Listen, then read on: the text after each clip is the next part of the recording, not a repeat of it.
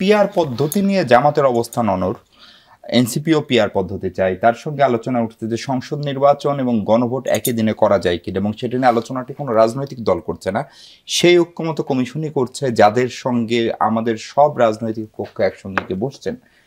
ফলে ফেব্রুয়ারিতে নির্বাচনের এই জায়গাটা অনেকগুলো যদি কিন্তু তৈরি হচ্ছে কিনা, ফলে এই প্রশ্নগুলো সমাধান করবেন কিভাবে আপনারা? দেখেন, যদি কিন্তু থাকবে যে কোনো নির্বাচন বা এমনি একটা রাজনৈতিক দল আর একটা রাজনৈতিক দলের থেকে আদর্শগতভাবে অন্যান্যভাবে আলাদা হবেই, সব কিছুই যে মিলবে এমন কোনো কথা না।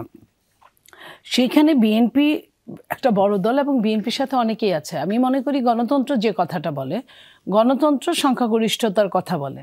যদি বিএনপির সাথে সংখ্যাগরিষ্ঠতা থাকে এবং বিএনপি যদি চায় যে পিআর পদ্ধতিটাও এই মুহূর্তের জন্য দরকার না এবং গণপরিষদ ভোটটাও এই মুহূর্তের জন্য এই সময়ের জন্য দরকার না, কারণ যেটা হুমায়রা নূর বললেন যে আমাদের একটা জায়গায় কিন্তু সিমিলার আছে, যে আমরা সবাই নির্যাতিত, নিপীড়িত এবং একটা ফ্যাসিস্ট দ্বারা আমরা সমস্যার আবর্তের মধ্যে ঘুরপাক খাচ্ছিলাম বহু বছর।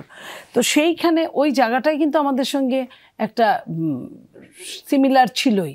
তো সেইখানে এমন কিছু এই মুহূর্তে হয় নাই যে এত বড় বড় তারা একটা জায়গায়। আপনি দেখেন, যখন ঐক্য পরিষদের সঙ্গে বসা হলো, সবাই যায়, এখনও যায়, তখনও যেত, তখন কিন্তু এই আপনার পিআর পদ্ধতির কথা আসে নাই। হঠাৎ করে পিআর পদ্ধতিটা মনে হয় বজ্রপাতের মতো নাজিল হলো, এই ধরনের কিছুই আসে নাই। তো বিএনপি আপনার 51টা দাবি, তাও বোধহয় এর মধ্যে আরও 2-4টা মেনেছেন কিনা আমি জানি না, প্রায় 700-800 দাবি কিন্তু বিএনপি কিন্তু একমত হয়েছে। তো সেই একমতের জায়গায় আপনার, আমি যদি সংখ্যাগরিষ্ঠের কথা বলি, যে আপনার 51%ই হলো গণতন্ত্রের জায়গায় উইন। তো সেইখানে তার চেয়ে অনেক বেশি, তাহলে উইন হওয়ার তো অসুবিধা কিছু নাই। তো সেইখানে তারা নতুন নতুন যদি 11th আওয়ারে যদি এক একটা কজ যদি এনে দাঁড় করায় দেয়, তাহলে রাষ্ট্রের জন্য আমি আবার সেনাপ্রধানের কথায় আসব, যে আপনারা যদি এইভাবে কাদা ছুড়াছুড়ি করতে থাকেন, তাহলে দেশের সার্বভৌমত্ব হুমকির মধ্যে পড়বে।